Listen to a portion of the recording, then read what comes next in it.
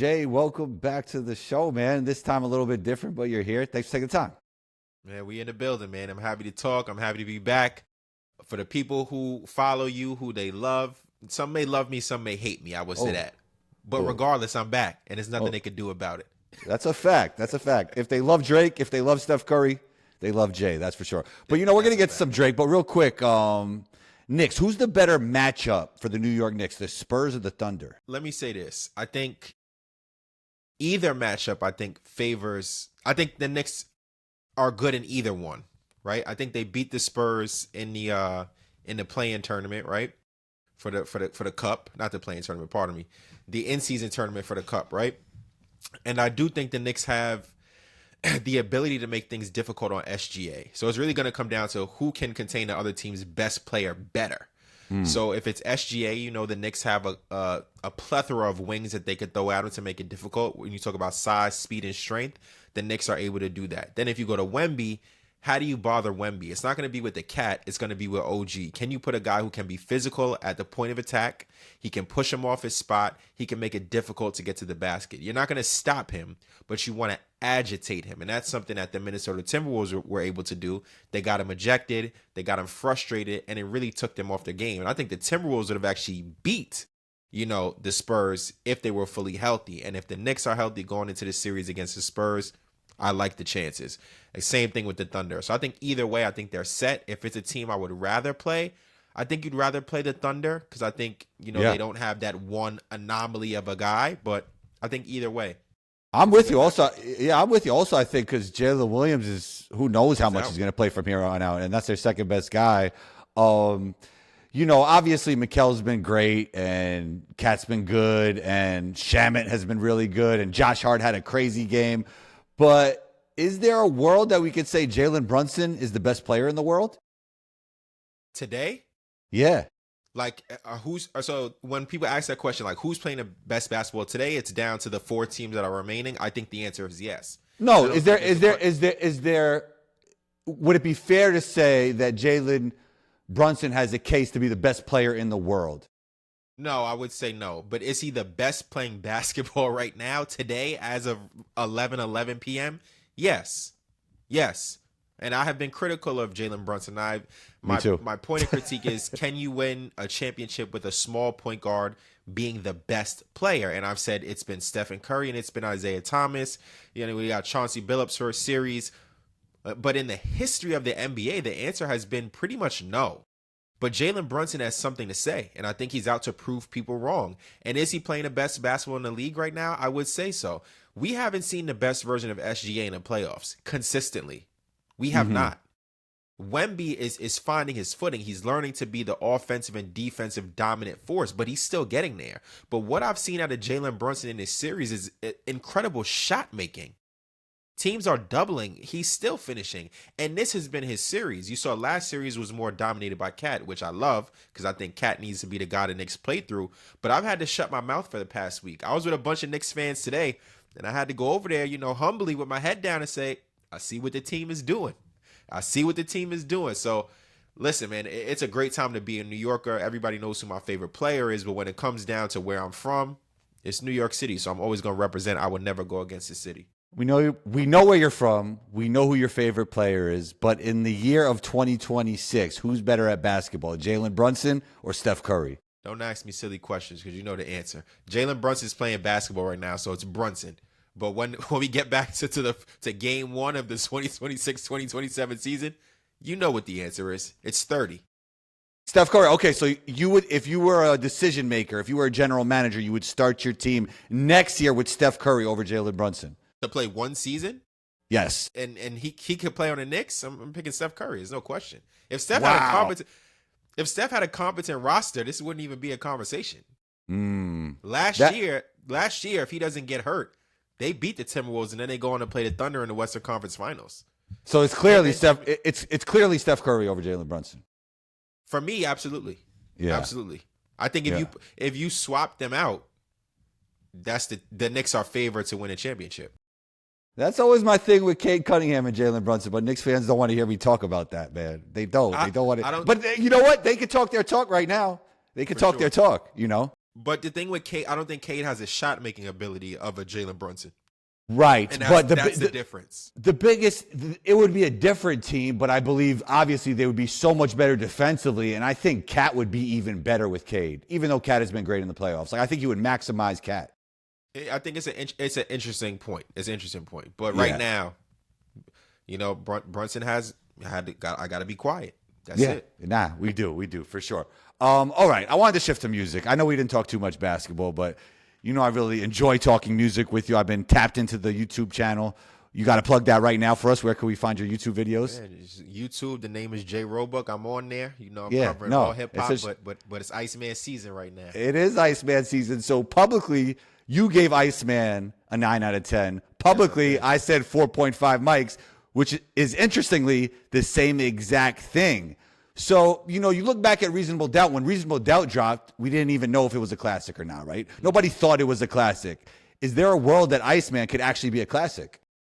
I think the days of universally recognized classics are out the window because I think hip hop has become politicized. So certain fan bases don't want to give credit to certain artists. But where this goes in his catalog in terms of ranking will be honestly in one of his best 4 albums.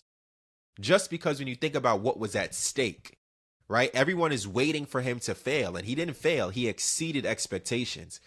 Everybody wanted Drake to rap. If you go by percentages, this is the most Drake has ever rapped on an album. I don't feel like everybody feels like me and you do about this album, though. Of course not, because they want to. They don't want to say it. But you know what? You know what's better than what people feel? You know what's better than that? A fact. You know what the numbers say? That's the best debut we've had in a long time. You know what the numbers say? I don't need a lead single. I'm going to put all the tracks out. You'll get all of them the day of, and then y'all tell me the single. And you know what the single is? Beep, beep, baby. That's what everybody's saying right now, Yeah, no, I'm with you. So I was talking about this with Dexter Henry on New York Post, right? Okay. And I was saying I believe LeBron is still great. I believe Drake is still great. And Drake's numbers, his streaming is always going to be great. But I feel like some people just don't want to hear it anymore, no matter how great he is. Like the spirit of the times, right? That's important. You could still be great, but if you're not a part of that zeitgeist, it don't really matter. But I would say, and you could, tell me if I'm wrong, I don't know how much this means when he got in the back of that truck with the girl dad dude on Instagram, I feel like with that, like he's really back in the zeitgeist. Am I overrating that moment? No, I think it's a week, and let me not say week. This is a year of celebration. It's not over. There will be more videos to celebrate. There will be more music to celebrate. There will be more moments to celebrate. I'll leave it at that. But yeah, maybe this is the return to where the mainstream is going to accept the guy again, the boy again, right? So you've seen a number of companies, they've done their, their thing with the album cover. The Knicks did it. A bunch of other companies have done it. So people are embracing it. The Grammys put out a comment on Instagram. So listen, man, the pendulum will swing. 1 or 2 years, it was all the way this way, but this is the way that life goes. It will swing back this way.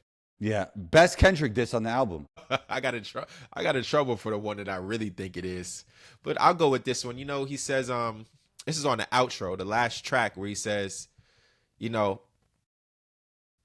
they're classics, why is no one revisiting?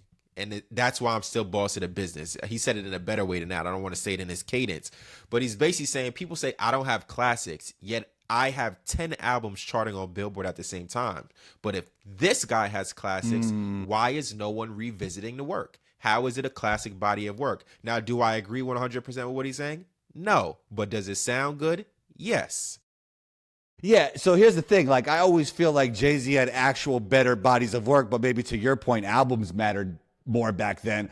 And then I felt like Drake had the better hits. So I don't know if I totally agree with him when it comes to the albums. It's just like they're more like singular songs that did well instead of body of works. Is that fair to say? I don't think so, because I think it's what you're going for. I had a conversation about this, and I was like, To Pimp a Butterfly, he won a Pulitzer Prize for this album, right? Yeah. It is critically acclaimed. But again, how much do people revisit it? And this, I'm not passing judgment. I'm just asking the question for people to ponder or think about. Is it a classic body of work if you don't go back and revisit it? For example, Get Rich or Die Trying is a classic that is probably my favorite rap album of all time. I listen to that album once a week. Maybe that's just me. But if I'm going to say something's a classic, and I hold classic in very high regard, I don't just throw that word around, that's something I'm going to listen to. So it's a question when you think about it. People have to come up with their own conclusion, but these are things we have to take into consideration. So again, I don't agree with the line because I think Good Kid, Mad City's been charted for a while.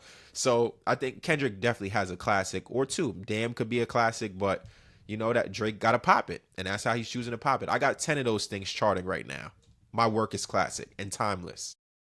Start one, bench one, cut one. J. Cole, Drake, Kendrick. Well, I'm starting Drake. Benching, this is interesting. This is interesting.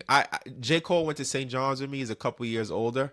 So, and I'm going with the guy who represents Queens as his second home. And then I'm going to cut Kendrick. And in terms of who I listen to, like, I don't cap and I don't hate on any artist. But if you go through my iTunes, I don't lie. There's more J. Cole than there is Kendrick. So that's why I would cut Kendrick. He's just not in my rotation. Start one, bench one, cut one. Jay-Z, Nas, Drake. Damn. Well, I'm cutting Nas. So I'm only considering now between Jay and Drake. It depends on the day, man. It depends on who got the hot hand, if you're going to put it in basketball terms. I'm going to roll the ball out. Whoever's hitting is the guy that's going to start. Whoever looks good in the warm-up. Because there's some days where I got to get in the bag, and Jay could get in the bag that Drake can't.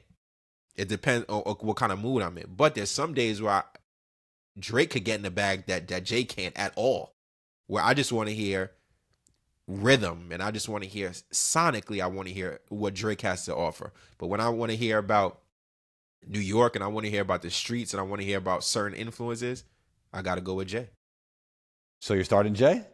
No, it's whoever got the hot hand. So you're not gonna get me. You're not gonna today. I mean, Drake's Iceman is out, so today is Drake. Iceman. Why Jay-Z over Nas? I think Jay is just the superior rapper and superior song maker, and chooses better production. Nas has gotten better with beat selection and production as of late, but 444, the Black Album, Volume 1. I think he got 5 or 6 classics. Yeah. 4 or 5, 4 or 5, I think. 4 or 5. Yeah. Okay, so it's Blueprint, Reasonable Doubt. I would say Volume 2 is a classic. I would say people say 444 is a classic. That's a classic to me, undeniably. Yeah. I'm gonna say Watch the Throne as well. I know people don't like to do the collaboration. Well, then we're up to 5 or 6 then. I mean, listen, Jay is Jay. There's no way around that for me. Yeah. GNX though. Mm-hmm. How'd you feel about GNX? How would you compare GNX, Iceman, J. Cole's album? Fall Off, yeah. How would you grade those? 1, 2, 3. I think I gave the Fall Off like an 8 or a 7.5 on my initial review. But by the way, I think GNX is clearly better than the Fall Off. I don't even think it's close. I think two different speeds. Yeah.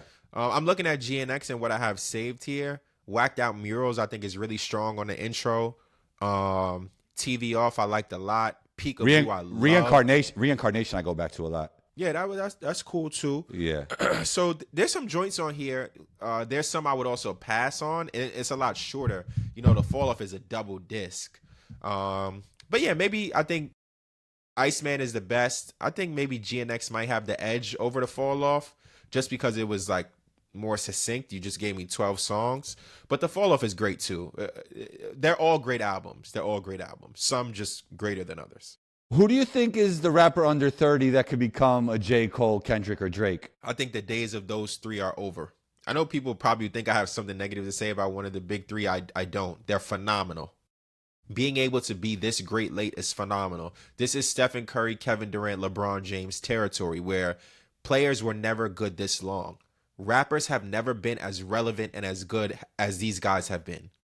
No other rapper has been this good at this long, right? It hasn't happened where you're at the top of the game for 15 or 16, sometimes 17 years. Like, that's crazy. So a rapper under 30 to reach those levels, I don't know of one. Who's like a young rapper who's on the way, though? Oof. Well, I feel like a lot of I don't younger know. people. I feel like if you like, okay, like me and you, our favorite rapper is Jay-Z, right? Or one of them at least, like Yeah, Drake, yeah, Drake or Jay-Z. I think we're both in yeah. this. I think if you ask a lot of people in their 20s and younger, a lot of them will say like Little Dirk or Playboy Cardi. But you know what? There's no Dirk is cool. Cardi, there's But no is that substance just? in the But is music. is that just us being older though? No, I don't think so. Okay. Because I listen to Young Boy. Like I listen to these guys. Like I know the catalogs. Number one, it's hard to cross over to fully mainstream when your music isn't really, I'll say, palatable, like to everyone. If I turn that song on, I have to decipher 50% of the lyrics because I don't even know what you're saying. So you can't even get to the level of one of these three guys if mainstream America, and Is I'm that is talking that about but outside. not to cut you off, but is that an age thing? No, no, no. Nah, I don't think so. I don't think so. And to be the best, you have to be able to transcend age groups. You That's know what I'm true. saying? Like, if I were to show somebody, my mom or my dad, a picture of Playboy Cardi, they're gonna say, "Who are you? Like, Ooh. what are you doing here?" Like, That's interesting. what I are you think doing here? Drake actually transcends age groups better than Yeah, Jay. yeah. I think because just Drake has been more consistent longer and really That's the top fair. guy in the game longer. So yeah, I mean, I will shout out some younger artists though. Here's who I'll say. I'm gonna shout out a guy from Harlem named Fergie Baby. He's making some really good music. He had a song with Cam that came out. He's doing good work. So I think he's really early. So this is very, very early. I'm not saying he'll be on that level, but I'm saying he's a young artist who, people should look out for. He's really talented. Really, really talented. Who's the greatest rapper ever from Harlem? Damn. To me, it's between Mace and Big L. But I Mm, would go with Mace because I think Mace got some bops. Mace has it's got some it, music that it, make you a- dance. and what's crazy about that is you just stop so early. You know. Yeah, yeah, he has some stuff going on, but Mace is undeniable. And Mace's pen is crazy in terms of what he wrote for himself and what he wrote for other people. Mace is one of the most underrated rappers ever. I agree. I remember when Fab came out, they were comparing him to Bass. It was almost Yes, like so smooth. you're one of the best in the game when a younger guy's coming up and they're saying that's really good and they're saying oh that's like he's like Mace, you know. Yeah, both smooth guys. Both could do the street talk and the fly talk. They both know how to make songs for women. I definitely see a good comparison with those two. All right, I want to bring it back to basketball to end it. How do you feel about it's in the zeitgeist now? I've already done 2 SGA hater shows and I love doing it. We both love debating and Yeah. being on the shows, but how real is the SGA foul baiting stuff? Because I think it's a real thing. I mean, obviously he's super skillful, but he just gets a better whistle than everybody else too. And then he's a human offensive foul on top of it. Like, how are you feeling about SGA? Because everybody's talking about it. I'm confused at how he gets the foul calls that he gets. Like I'm confused because the whistle's not equal. I can't remember which player broke it down and it was like the Thunder are so aggressive the whole game and when the other team tries to match it, it's too late and the refs start calling the fouls. I can't remember which player broke that down, but that was a beautiful way to look at it. But the way that he gets these calls is crazy. Like I will say it's crazy. It's crazy. And when you go back and look at it, especially looking at slow-mo, I'm like, how is he doing it? But am I mad at him or am I mad at the refs? I'm not mad at him because they're calling it. And being able to make the other team foul you or make it appear as if they're fouling you is a skill.